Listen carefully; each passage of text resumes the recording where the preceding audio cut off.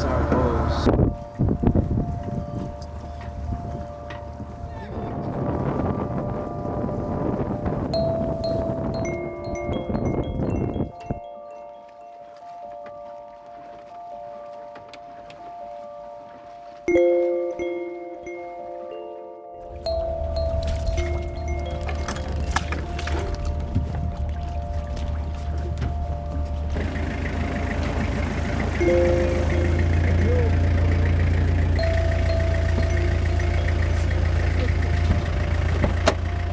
Okay.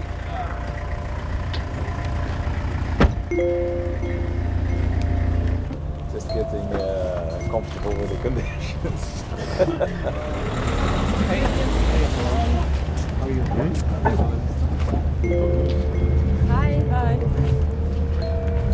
Nice to meet you. Nice boats. I think there will be plenty of boats there.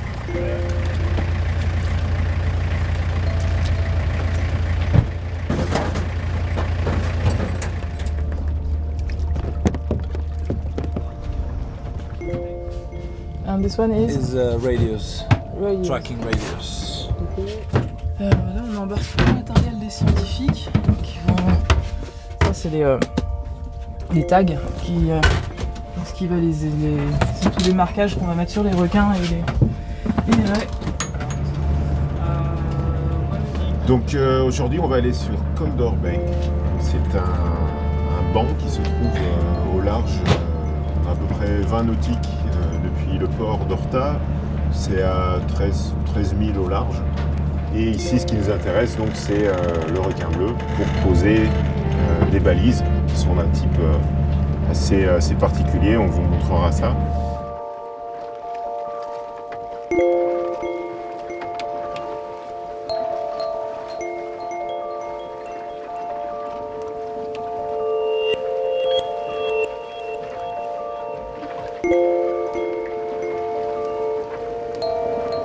Donc ça c'est la balise qui va suivre le requin. Ça c'est le harnais que l'on passe au requin. C'est un harnais, c'est une méthode non invasive de marcation. Donc c'est un harnais qu'on vient ajuster à la taille du requin. Le harnais va s'ouvrir quand cette partie sera dissous. Donc ça se dissout avec l'eau salée. Celui-là est préparé pour 24 heures de déploiement. Donc en fait notre idée c'est d'aller poser sur l'animal à l'aide d'un harnais une assez grosse balise multi-senseurs. C'est-à-dire qu'on a pas mal d'instruments installés sur la balise. Il y a plusieurs sondes, profondeur, température, accélérométrie, magnétométrie, gyroscope. Ça nous permet de recueillir plusieurs types d'informations par rapport au requin.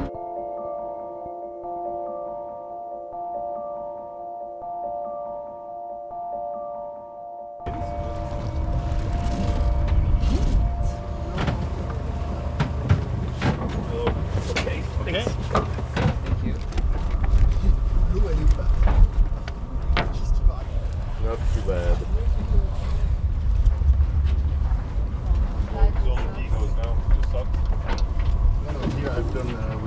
Essaye toujours d'avoir une idée d'où il se trouve pour pas te faire surprendre.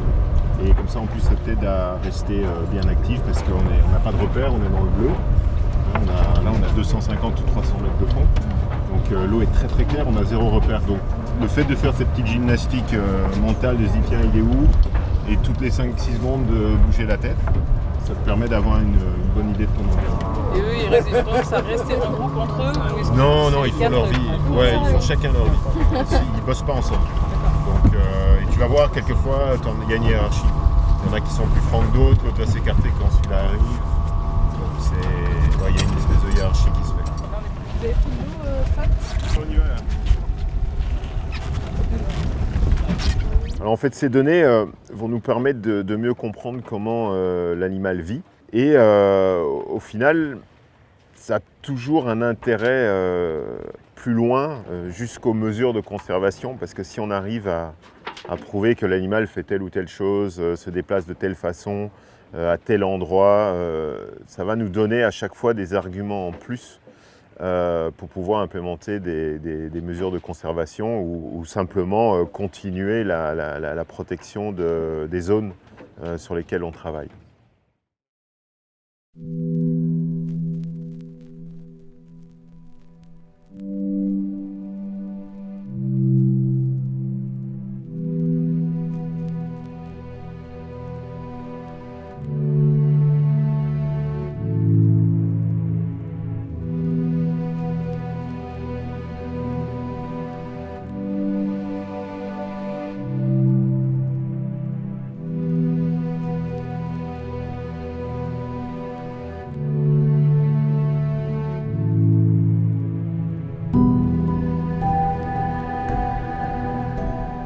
Pourquoi travaille-t-on en apnée? Alors, tout simplement parce que l'apnée, bon, c'est déjà la méthode la plus naturelle pour se mettre à l'eau.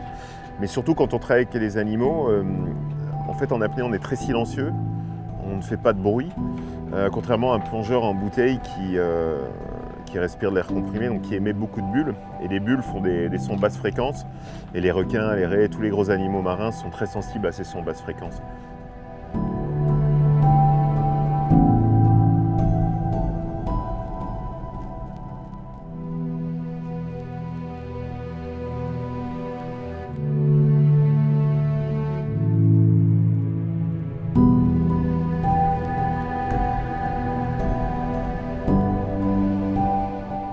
Alors avec les raies Mobula, on va les prélever du mucus sur leur peau et grâce à ça, on va pouvoir déterminer leur alimentation. Parce qu'en fait, ce sont des raies qui migrent, elles viennent ici aux Açores en été et en sachant ce qu'elles mangent, ça peut vraiment nous donner des très bonnes informations sur les raisons de ces migrations et également voir s'il y a une menace sur leurs ressources alimentaires.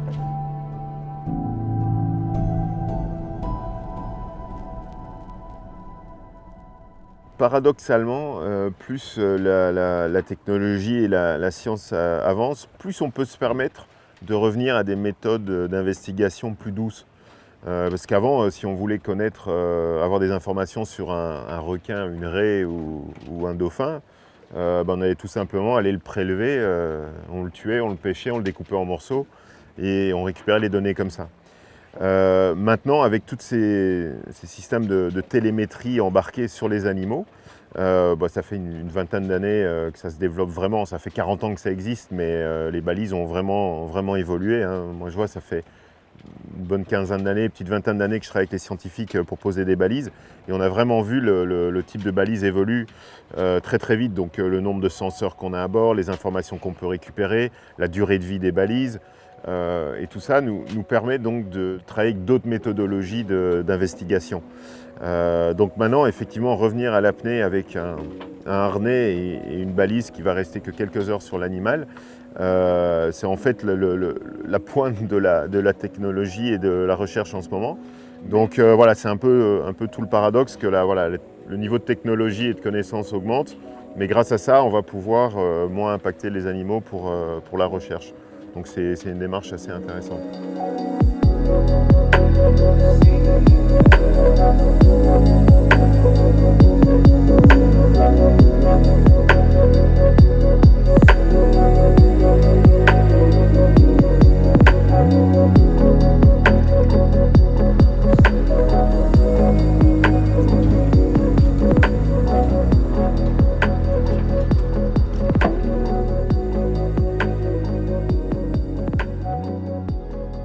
Donc on observe la dernière prise de plancton, tout frais, qu'on a recueilli derrière le bateau.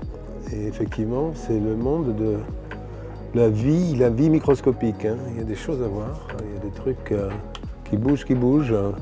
Il y en a plutôt des larves de crevettes ou des choses comme ça. Là, il y a des corps plus translucides. Plus au repos. C'est plus petit, hein. On va peut-être d'ailleurs en profiter pour changer d'objectif. Alors, là, qu'est-ce que c'est que ce truc-là? Il y a un point jaune qui n'est pas du tout de la couleur du reste du monde du vivant. À mon avis, c'est certainement en fait du plastique. Alors en fait, ce que l'on essaie de voir, c'est de faire le parallèle en fait entre la vie microscopique dans les océans et puis la vie potentielle, éventuelle, que l'on peut trouver sur d'autres planètes. Il y a eu assez récemment, grâce au robot Curiosity de la NASA, des mesures qui ont été faites d'émanation de méthane sortant du sol. Et le méthane est un des sous-produits de certains extrémophiles, en fait des archées, on les appelle archées, c'est comme des bactéries, mais encore plus anciennes, et qui mangent en fait des acétates, de la chimie, des oxydes, et recrachent, si je puis dire, du méthane. Et la question qu'on se pose, c'est savoir si ces émanations de méthane que l'on voit sortir du sol ont pour origine en fait des archées ou des bactéries, c'est-à-dire finalement une forme de vie. Et si c'était le cas, ça signifierait que sur Mars, il y a encore de la vie aujourd'hui. Pourquoi est-ce qu'on fait de la recherche? Que se passerait-il si on n'en faisait pas? C'est pas une question très simple. Moi j'ai une vue peut-être un peu plus éloignée, avec plus de recul, on va dire, que le scientifique pur, puisque voilà, moi je suis pas un scientifique pur de formation. Je pense que si on ne faisait pas de recherche, il n'y aurait pas grand-chose qui changerait. Alors nous, on aurait peut-être une bonne connaissance de ces animaux, mais au final, ces animaux sont là, ça fait des millions d'années qu'ils sont là. Ils fonctionnent très bien sans nous. Donc c'est toujours peut-être nous, notre incompétence à comprendre des choses, et on va devoir absolument les étudier au niveau moléculaire ou biologique, au lieu peut-être de voir la chose dans son ensemble et l'écosystème dans son ensemble. Enfin ça c'est mon point de vue avec le recul, mais je pense quand même que la recherche est très utile, ne fût-ce que pour mettre un petit coup de projecteur sur ces espèces et pouvoir mieux les protéger, et que les gens se rendent compte de la valeur écologique de ces espèces pour notre écosystème qui est un tout. Explorer, rechercher, ça fait partie de la nature humaine. La nature, l'homme par rapport à d'autres espèces, elle ne se contente pas de savoir si elle va manger et si elle va pouvoir se reproduire demain. C'est la quête de savoir, la recherche, c'est la caractéristique de l'homme. C'est dans son ADN à mon avis, tu vois, ça fait partie vraiment de nous tous. On cherche pour savoir, pour pouvoir répondre à des questions qu'on se pose. Savoir si on est seul dans l'univers ou pas, savoir d'où l'on vient, où l'on va. Ça dépasse la science pure et dure, ça a à voir avec la connaissance, mais aussi la philosophie, la religion pour certains.